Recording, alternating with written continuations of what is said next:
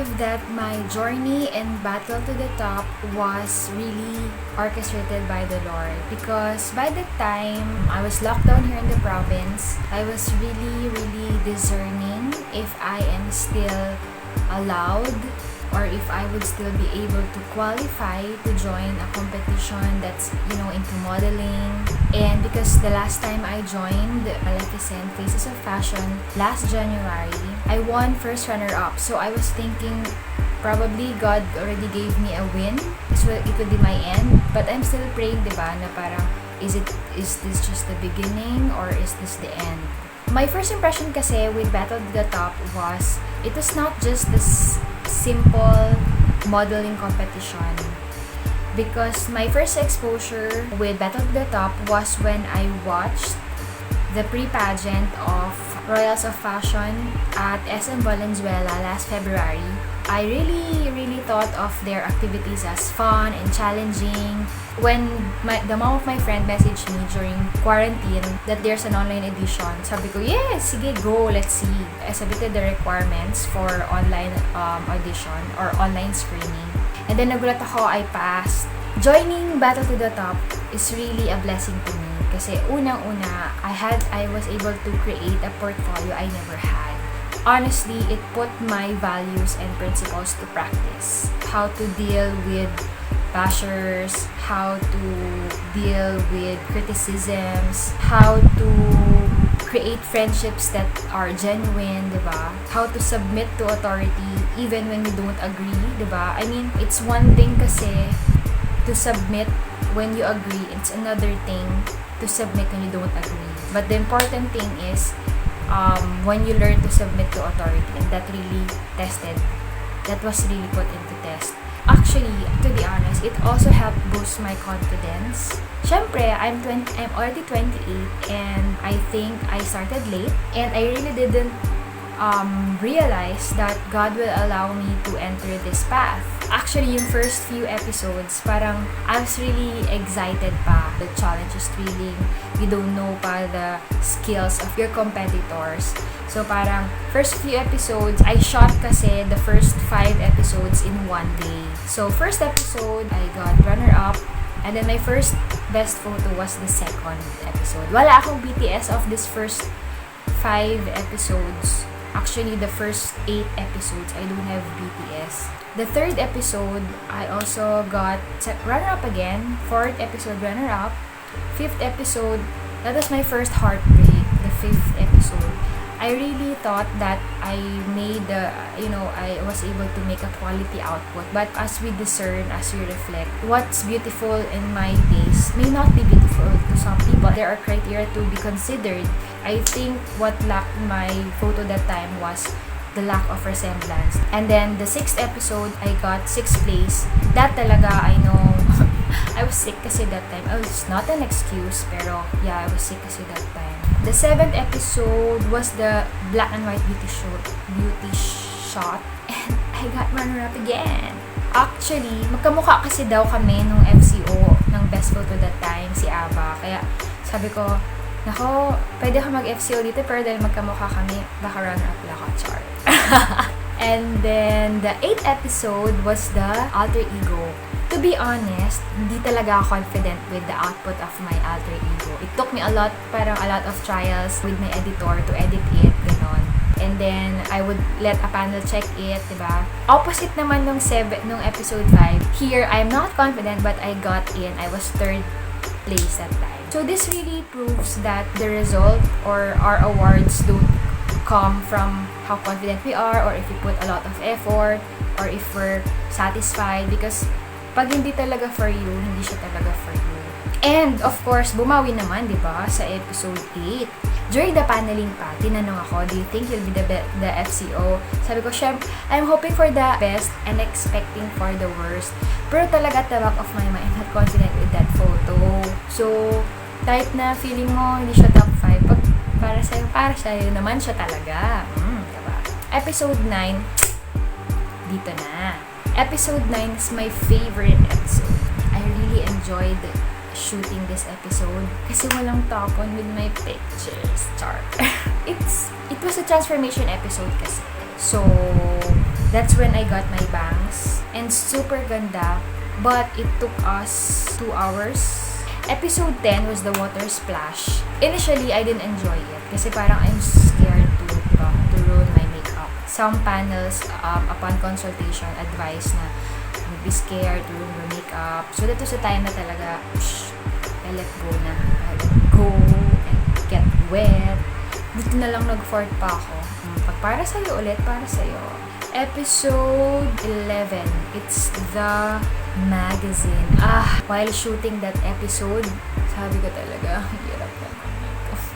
After 3 hours of failed attempts in making photos, I tried using the cover of our sofa as a wardrobe and then parang doing a pose inspired by Katreen.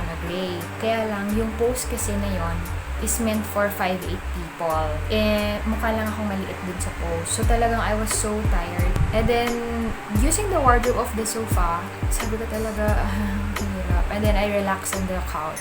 Pag relax kong ganon, the photographer saw my pose. Sabi niya, ganyan lang. So I was like, okay, what should I do? Just relax. So I just relaxed.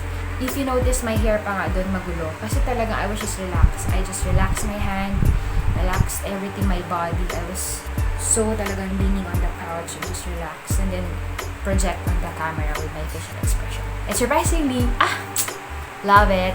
FCO for that episode. My third FCO. And episode 12 was the hometown pride. This is one of those instances where God's provision also manifested. Kasi that was a time when meron nag-positive here in our city. So, bawal lumabas. The tourist spots are closed. When I went to the Butaka, if you notice, the biggest armchair in the world. And then surprisingly, I was not supposed not to take a picture dun sa isa, the Japanese tunnel. But praise God, nakarating kay Mayor na I am joining a competition. So, they allowed me to enter it. Hindi lang siya na-post kasi may point na naman na it's more of promoting Japan. But still, it wasn't put to waste kasi the tourism department will be using, or I think they used already my picture and I'll be sending my other pictures to promote na din our city. Episode 13 was the deadly sin. Medyo tricky kasi during the shoot, mas okay ako sa NV ko than vanity. But the NV, we already got another compliment makeup artist to do my makeup. So, mas feel ko yung shoot ng NV. I told this to our director na mas feel ko yung shoot ng NV, but after editing, mas pet ko naman yung vanity. So, it was really a big dilemma which to post. Since most of my friends said mas na-express ko daw yung NV, yung pagka-inggit ko in my NV. Kaya siguro na ilabas yung NV. It was a proof to myself that I am secure, not worrying about how I look as long as ma-portray mo what needs to be portrayed as a model. Episode 14 was the avant-garde. That was also a blessing kasi the costume was lent out of love. I thought pa we wouldn't be able to finish our shoot that time kasi super umulan ng malakas. As in, ang lakas-lakas. If you notice sa photo ko, parang yung nabasang daan ng ulan, naging tulong pa siya, naging compliment pa siya sa photo.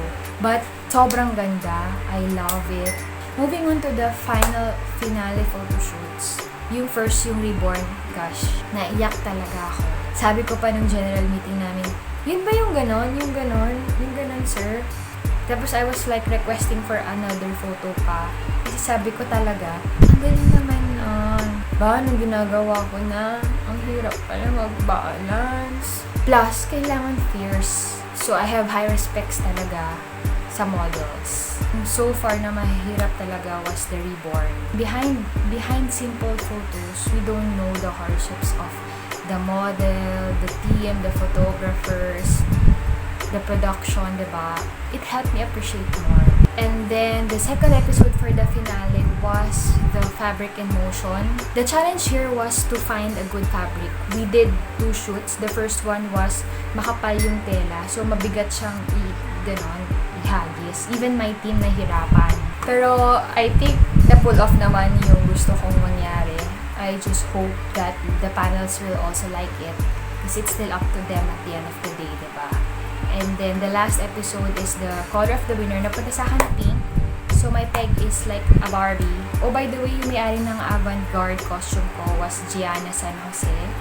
And then the owner of the pink ko sa color of the winner is from Nika. So all in all, I can say that my journey in Battle to the Top was crazy. What fun. It's crazy in terms of it stretched me mentally and physically. I just praise the Lord that He prepared me emotionally and spiritually for this. So, medyo physically lang, tsaka mentally. Nag-isip ka ng pose, ng wardrobe, ng styling, and then physically kasi diba puyat. It's crazy but fun, and then I gained new friends, and it expanded also the territory of my mission. I wanted to fight, but with the heart. So, I think that's where I got my tagline. How to fight using the heart, and not just the brain. I learned it the hard way that win or lose, if you use your heart, people will love you. I'm just so grateful and happy that I've reached this far. I pray that I win in this competition kasi feeling ko last ko na to. Char. Pero I don't also want that to be the reason I win. And I want everything to be, fair. If I lose here, then there's a reason. But if I win, then there's a purpose. It's a big responsibility, but I will gladly accept that purpose. To everyone who believes in me, to everyone who has supported me from day one, I invite you all guys to support me until the end. Konti na lang, we're gonna get there na. I just want to go on with the peaceful heart that as much as I want to win this competition, I leave everything in God's hands. So that's it. I just want to share with you and inspire you that in every competition that you enter, always remember to pray and fight with a heart.